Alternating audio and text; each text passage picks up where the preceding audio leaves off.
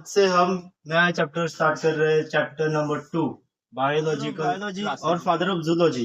किसे कहा गया है? एरिस्टोटल। एरिस्टोटल कोई क्राइटेरिया नहीं होता था क्लासिफिकेशन करने के लिए, तो उनको क्या क्या क्या करा जाता था कि क्लासिफाई किया जाता था बेस्ड ऑन ह्यूमन नीड्स। मतलब, hey learners, I get this concept found to be tricky. Don't worry, here is your favorite YouTube channel. That's so easy. तो कल लिविंग वर्ल्ड खत्म हो गया था, ठीक है। तो आज से हम नया चैप्टर स्टार्ट कर रहे हैं, चैप्टर नंबर 2, बायोलॉजिकल क्लासिफिकेशन। ठीक है, बायोलॉजिकल क्लासिफिकेशन। अब इसमें क्या क्या है, तो इसमें हम देखेंगे कि कैसे कैसे सेल्स को क्लासिफाई किया किया गया है, किंगडम्स को क्लासिफाई किया है। ठीक है, 5 किंगडम देखेंगे हम, प्लांटी देखेंगे, मोनेरा देखेंगे, फंगाई देखेंगे, एनिमेलिया देखेंगे। ठीक है, पर ठीक है, तो स्टार्ट करते हैं। तो पहले इंट्रोडक्शन देखते हैं। फादर ऑफ बायोलॉजी और फादर ऑफ जूलॉजी किसे कहा गया है? एरिस्टोटल।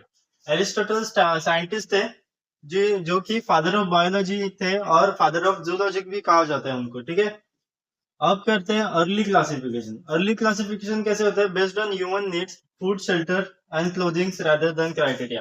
पहले क्या होता था कि कोई क्राइटेरिया नहीं होता था क्लासिफिकेशन करने के लिए, तो उनको क्या क्या क्या करा जाता था कि क्लासिफाई किया जाता था बेस्ड ऑन ह्यूमन नीड्स।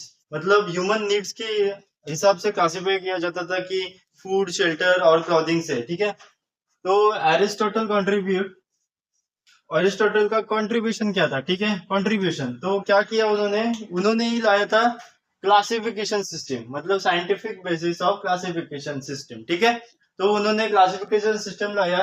तो उन्होंने क्या किया? एरिस्टोटल क्लासिफिकेशन, उन्होंने प्लांट का क्लासिफाई किया कि on the basis of shrubs, herbs और ट्रीज। ठीक है, ट्रीज के हिसाब से क्लासिफाई किया, मतलब श्रब्स लिए, हर्ब्स लिए और ट्रीज लिए, इन सबको 3 कैटेगरी में बांट दिया। मतलब श्रब वाले श्रब कैटेगरी में, हर्ब वाले हर्ब कैटेगरी में और ट्रीज वाले ट्रीज कैटेगरी। ऐसे प्लांट में उन्होंने 3 कैटेगरीज लगाई। और एनिमल्स में क्या किया? उन्होंने 2 पार्ट में डिवाइड किया एनिमल्स को। एक थे रेड ब्लड वाले एनिमल्स और दूसरे थे विदाउट ब्लड, रेड ब्लड वाले एनिमल्स। ठीक है, मतलब रेड ब्लड वाले अलग कैटेगरी, विदाउट रेड ब्लड वाले अलग कैटेगरी। ठीक है, ऐसे किया।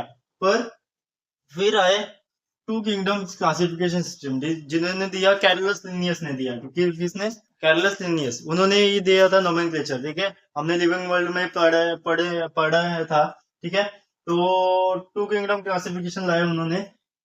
पहला दिया किंगडम प्लांटी और किंगडम एनिमेलिया। ठीक है, 2 किंगडम दिए उन्होंने, किंगडम प्लांटी और किंगडम एनिमेलिया। पर उनके ड्रॉबैक्स भी थे, लिमिटेशन। ड्रॉबैक्स का मतलब लिमिटेशन, मतलब they do not distinguish eukaryotes versus prokaryotes, unicellular versus multicellular, photosynthetic versus non photosynthetic. मतलब उनको ड्रॉबैक्स थे कि वो उनकी उनकी 2 किंगडम थे सिस्टम, यूकैरियोटिक वर्सेस प्रोकैरियोटिक नहीं कर सकती थी, यूनिसेलुलर वर्सेस नॉन यूनिसेलुलर नहीं कर सकती थी, pro photosynthetic versus non photosynthetic नहीं कर सकती। ठीक है, पर मॉडर्न क्लासिफिकेशन आई और नीड लगी उनको कि से एक किंगडम के लिए क्या क्या होना चाहिए। मतलब सेल स्ट्रक्चर होना चाहिए, नेचर ऑफ सेल वॉल होना चाहिए, मोड ऑफ न्यूट्रिशन होना चाहिए, हैबिटेट होना चाहिए, मेथड ऑफ रिप्रोडक्शन होना चाहिए, इवोल्यूशनरी रिलेशनशिप होना चाहिए। ठीक है,